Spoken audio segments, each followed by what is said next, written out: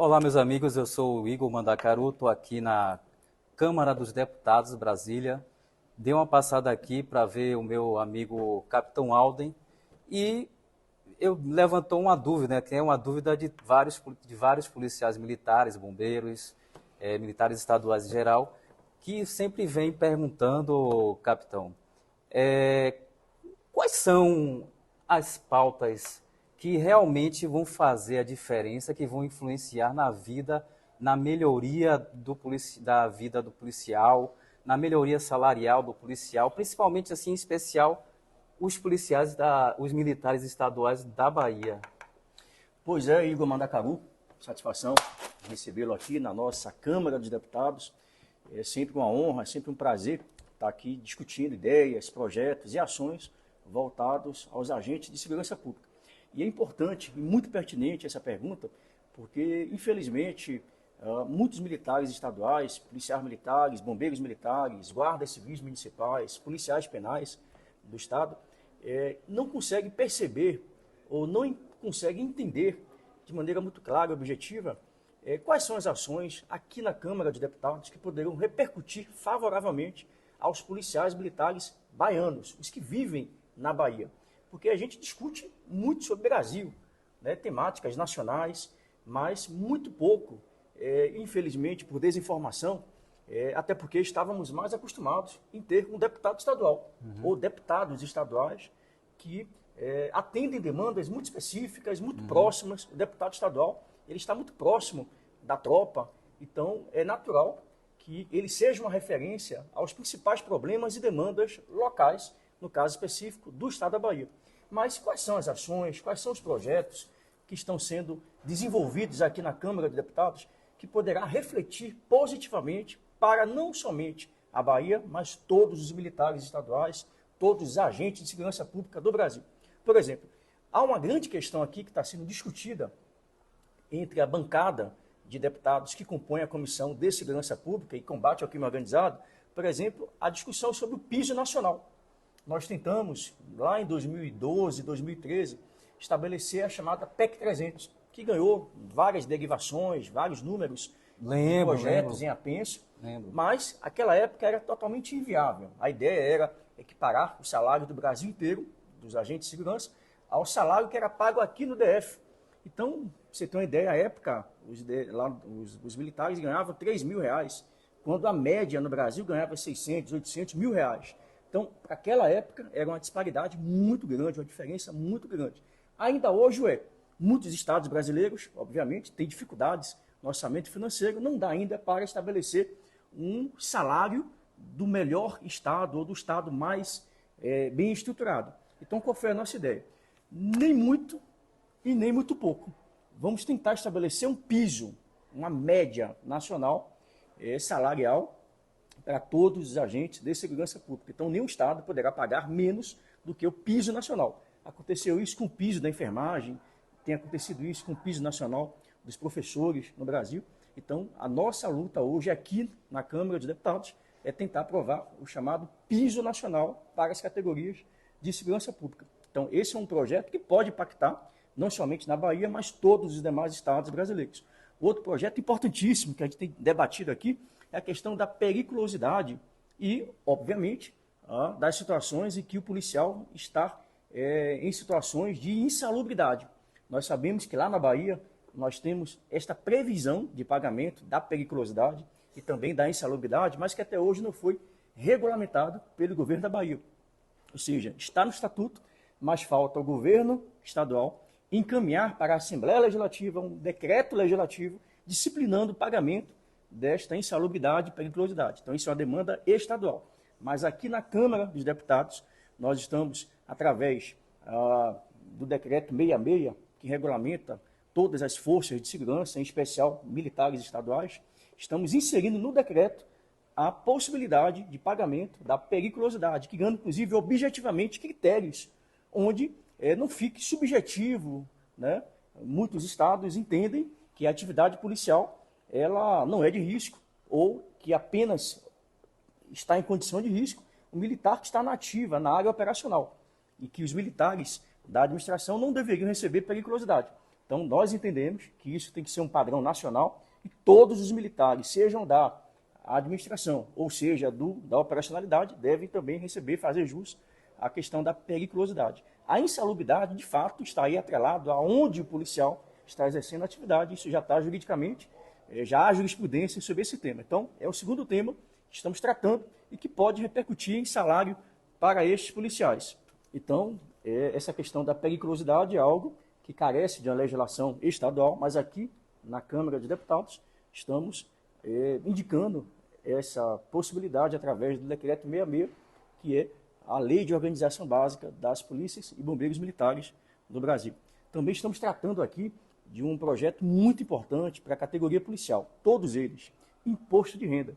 Então já está tramitando aqui na casa, inclusive fase avançada já nas comissões temáticas, não há isenção total, até porque o Estado não pode abrir mão de um contingente de mais de 600 mil militares estaduais, só PM e BM.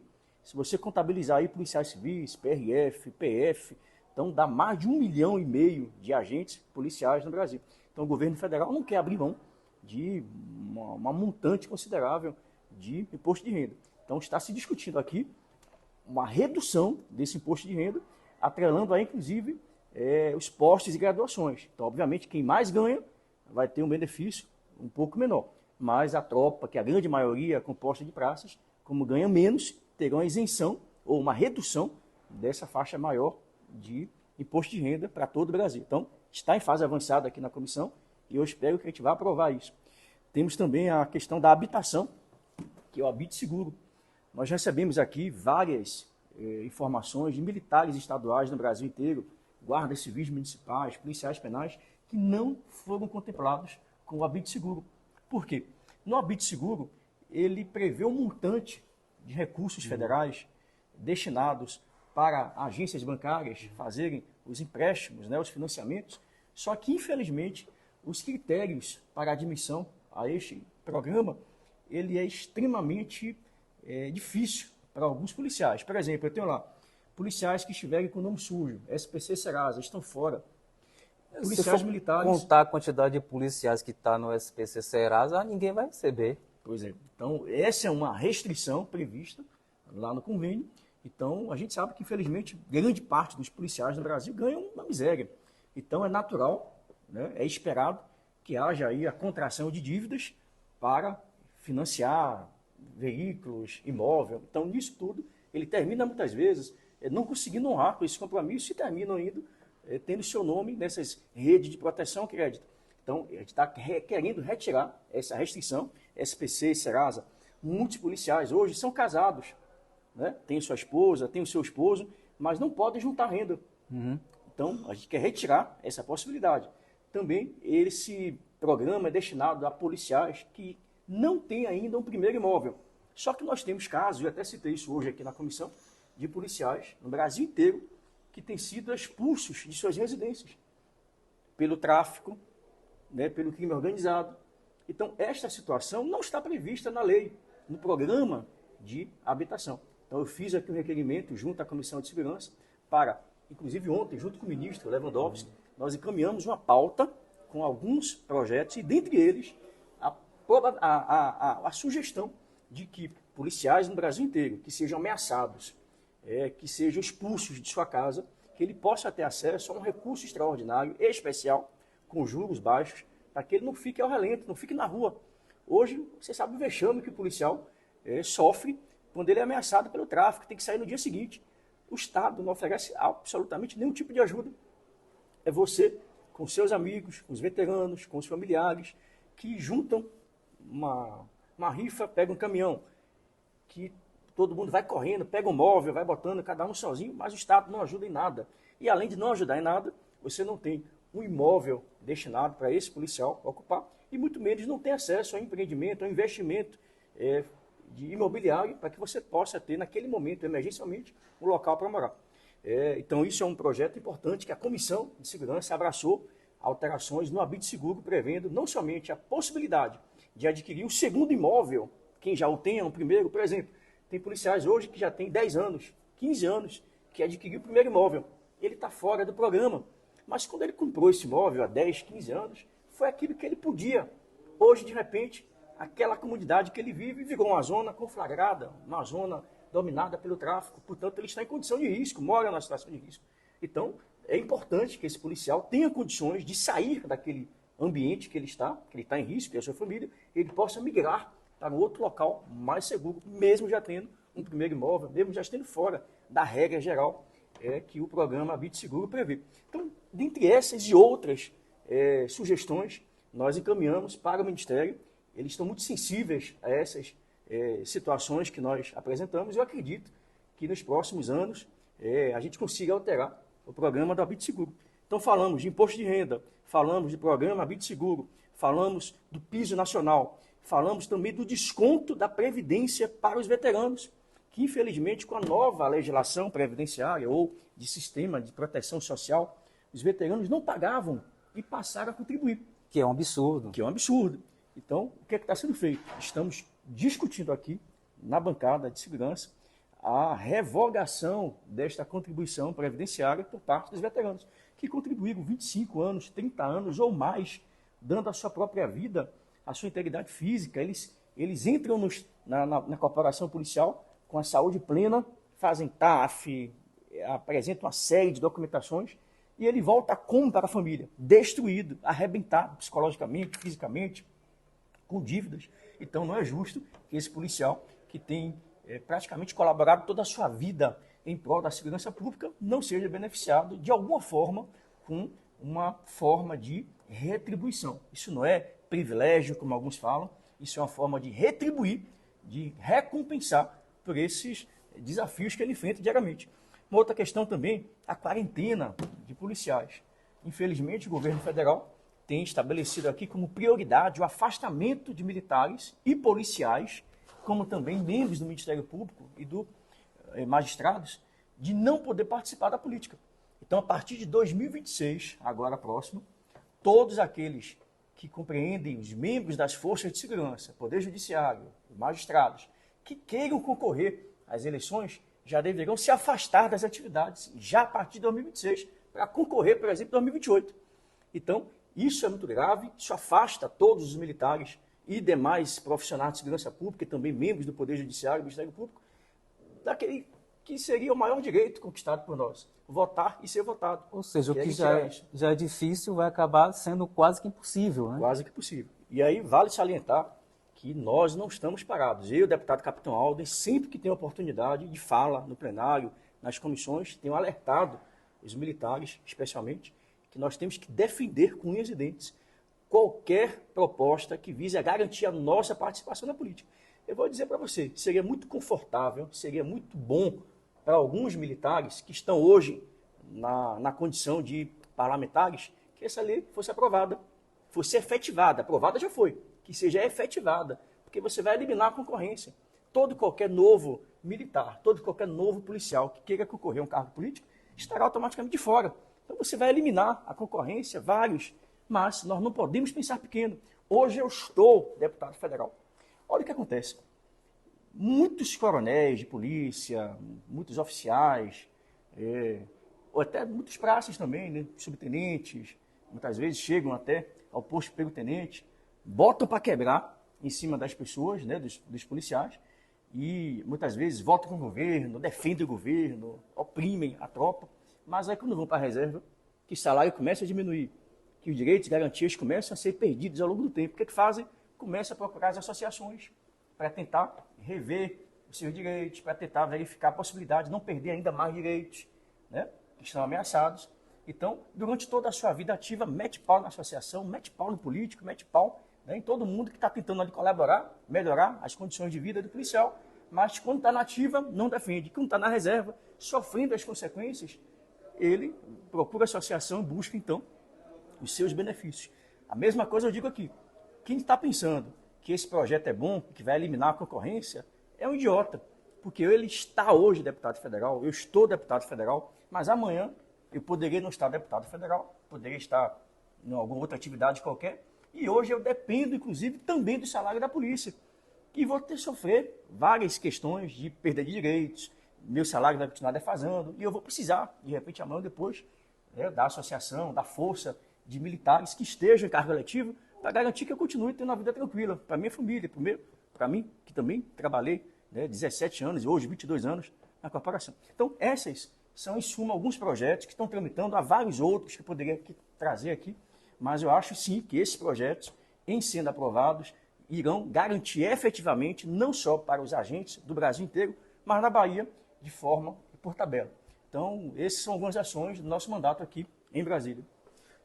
Realmente, deputado, esses são os assuntos que realmente eles vão refletir diretamente na qualidade de vida do policial. Porque o policial, ele é um cidadão diferente, porque ele tem uma profissão que tem muita gente de olho nele, não só o cidadão de bem de olho fiscalizando, mas tem o criminoso. O criminoso está ali todo dia no crime e está observando o policial que está fardado muitas vezes na rua e é facilmente reconhecido. E por isso é perigoso para o policial estar andando de transporte coletivo, estar morando em um local que a criminalidade é maior e domina aquela área. Ou seja, o policial tem que ter uma renda financeira para ele poder morar em um lugar melhor, Exato. Um lugar que seja distante desse criminoso, para ter a condição de comprar um carro, porque o carro é uma necessidade imensa para o policial, não é luxo. Não é luxo, porque o policial não pode andar de ônibus, porque se for reconhecido, morre. É isso, ou morre ou fica com alguma sequela, porque pode ser baleado. Exatamente. Certo? Então, é brigar por qualidade de vida do policial. Não somente, que também é bom, por qualidade de equipamentos, melhoria de qualidade de trabalho, equipamentos, viaturas, coletes, armamento melhor.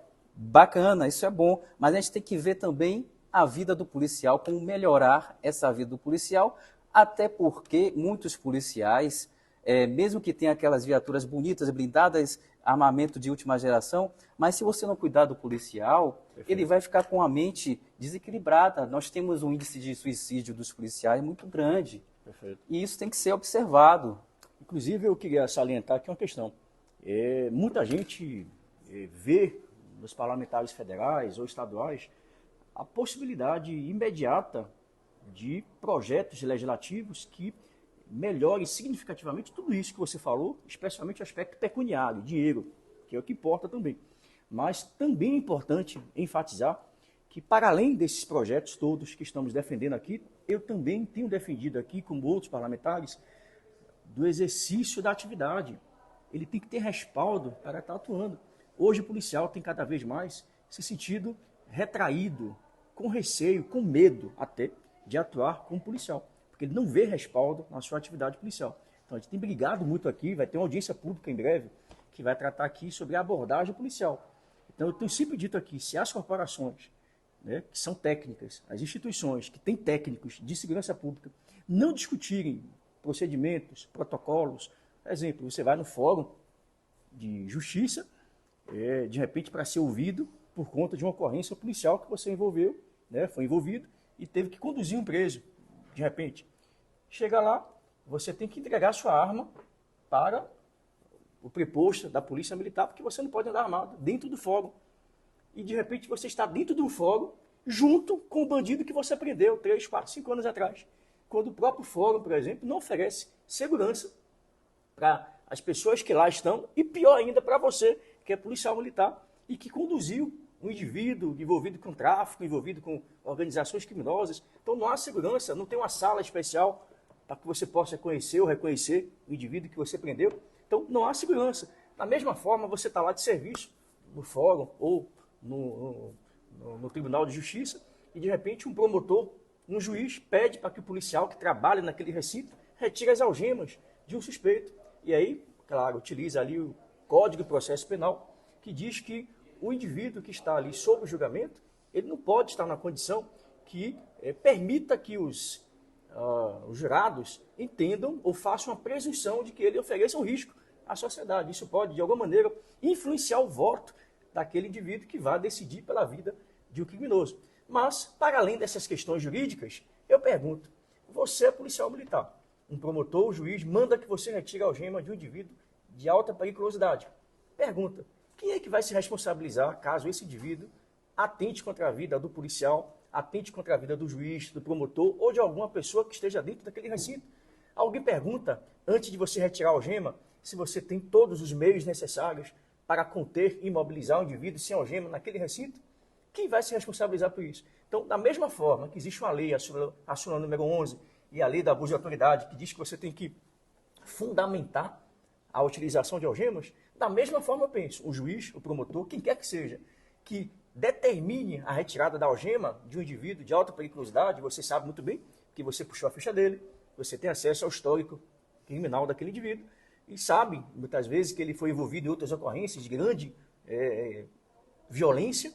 Então, ele tem que consultar a autoridade policial naquele recinto, porque ele tem o conhecimento, tem a técnica, e perguntar a ele, caso ele ofereça resistência, eu tenho outras formas de conter e mobilizar aquele indivíduo, ou eu tenho que usar arma de fogo, ou eu vou deixar ele fugir. E quem vai responder por isso? Então, os promotores e juízes também têm que se comprometer com as ordens que eles dão e não botar culpa no policial que não conseguiu mobilizar depois que deixou o indivíduo fugir. Então, há uma série de outras tratativas aqui na Câmara que visam não somente garantir salário, piso nacional, né, insalubridade, periculosidade, mas também respaldo na atuação policial. É isso que a gente tem discutido aqui diariamente.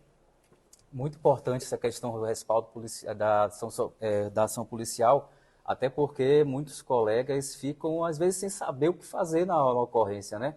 Às vezes é uma insegurança jurídica que se formou, que a mente do policial fica parecendo um turbilhão, assim, fica uma coisa contrária à outra, você acaba não sabendo o que fazer no momento certo, porque você só tem 1 milésimo de segundo para decidir em certas ocorrências. Aí, se você começar a pensar isso tudo, você vai acabar ultrapassando esse tempo, e é o tempo que o criminoso acaba levando a vantagem. Exato. É isso. Então, toma aqui as ordens, qualquer sugestão, qualquer crítica, estamos aqui para recebê-los e encaminhá-los. Valeu, mestre.